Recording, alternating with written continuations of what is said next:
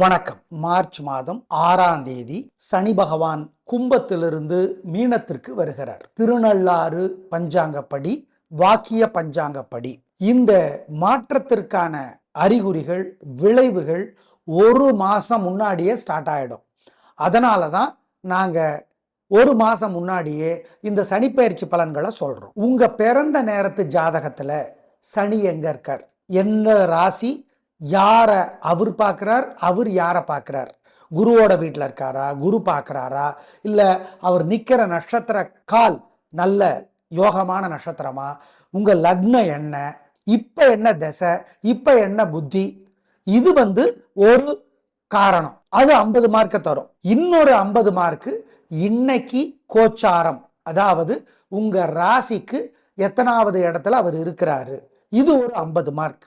மொத்தம் 100 மார்க். இந்த 100 மார்க்ல 50 மார்க் தான் கோச்சாரம். உங்க பிறந்த ஜாதகம் அது ஒரு காரணம்னு சொன்னோம், அது ஒரு 50 மார்க்கை தருது.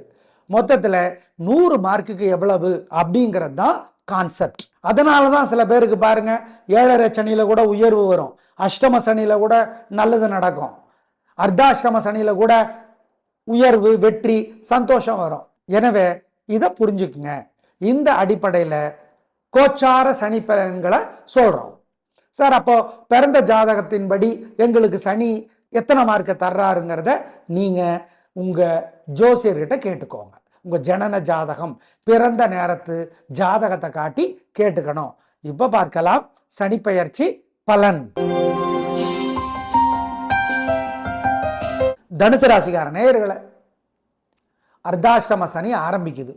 4ஆம் இடத்து சனி வீடு, பூமி, சொத்து, சுகம், படிப்பு சம்பந்தமா தொல்லை பண்ணுவார். நல்ல வேலையா உங்க ராசிக்கு தலைவர் குரு, அவர் போய் உட்கார்ந்து இருக்கிற வீட்டுக்கு தலைவர் குரு, மீனத்துக்கு. குருவோட பார்வை வேற அப்பப்ப சனிக்கு வரும், அதனால பரவாயில்ல. ஆனா தொல்லை பண்ணி தான் தீருவார். 50ற்கு சனி பகவானுடைய பெயர்ச்சி உங்களுக்கு 20லிருந்து 25 மதிப்பெண்களைத்தான் வழங்குகிறது. பிறந்த நேரத்து ஜாதகத்தை காட்டி அது எவ்வளவு மார்க்குன்னு கேட்டுக்கலாம். ஆனா தொல்லை தான். உடல் ஆரோக்கியத்துல, உங்க பேர்ல வீடு, பூமி இருந்தா அதுல, உங்க அம்மாவுக்கு படிப்புல, புத்தியில தொல்லை பண்ணி தான் தீருவார். அதுல 2 கருத்து கிடையாது, பரிகாரம் பண்ணி தான் ஆகணும். ஆமா, உங்களுக்கு வேற கோபம் அதிகம், பெருந்தன்மை வேற அதிகம், ஏமாந்துருவீங்க. உங்களை ஏமாத்திடலாம் ஈஸியா. இறக்க குணம் அதிகம், அது குருவனோட குணம். ஏன்னா உங்க ராசிக்கு தலைவர் அவர் தானே.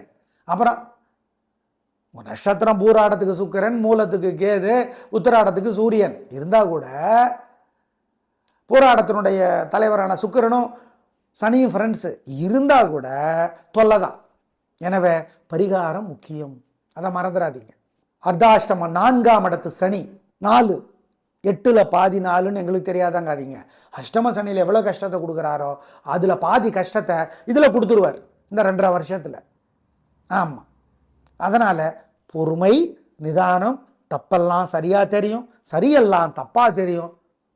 மற்றவங்க நல்லது சொன்னால் கோபம் வரும், கெடுதல் பண்ணுறதுக்கு சொல்கிறாங்கன்னு தோணும். இப்படி ஏகப்பட்ட மனக்குழப்பத்தை அவர் தருவார்.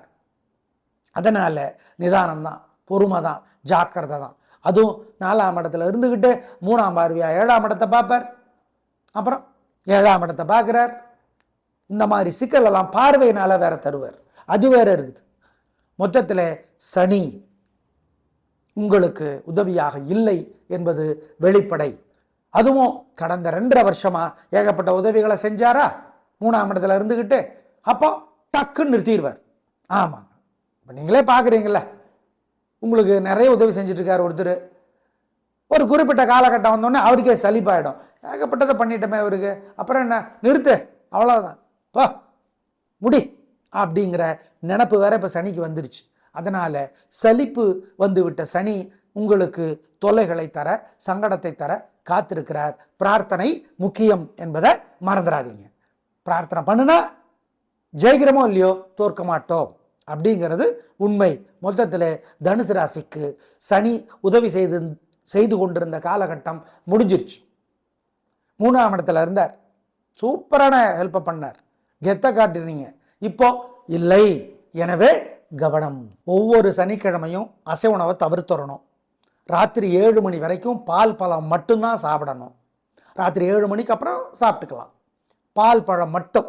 ஆஞ்சநேயர் கோயிலில் சனிக்கிழமையில் தீபத்தில் நெய் சேர்த்தணும், அல்லது எரியிற தீபத்தில் சேர்த்தலை அப்படின்னா நீங்களே தீபம் ஏற்றிடுங்க. கம்பராமாயணத்தினோட ஒரு பகுதி சுந்தரகாண்டம், அதை கோயில்ல இருந்து காமணி நேரமாவது படித்து பார்க்கணும். ஜெயமோகன் எழுதியிருக்கிற வெண்முரசு கோயில்ல இருந்து காமணி நேரமாவது படித்து பார்க்கணும். ஏன்னா 7.5 சனிங்கிறதும் அல்லது அர்த்தாஷ்டம சனிங்கிறதோ அஷ்டம சனிங்கிறதோ கண்ட சனிங்கிறதோ சாதாரண விஷயம் அல்ல.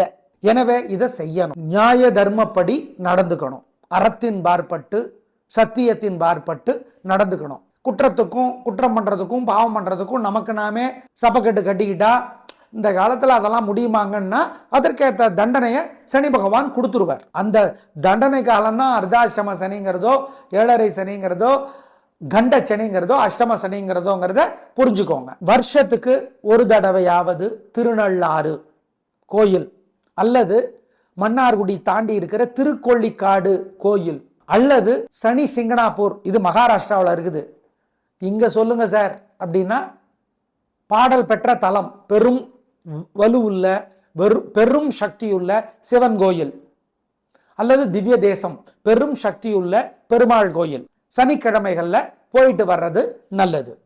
திவ்ய தேசம்னா என்ன, பாடல் பெற்ற தலம்னா என்னன்னு நீங்க தெரிஞ்சுக்கலாம் எளிமையா. அதுக்கு ஒன்றும் கஷ்டம் கிடையாது. எனவே சனிக்கிழமைகள்ல இந்த கோயிலுக்கெல்லாம் போயிட்டு வர்றது நல்லது.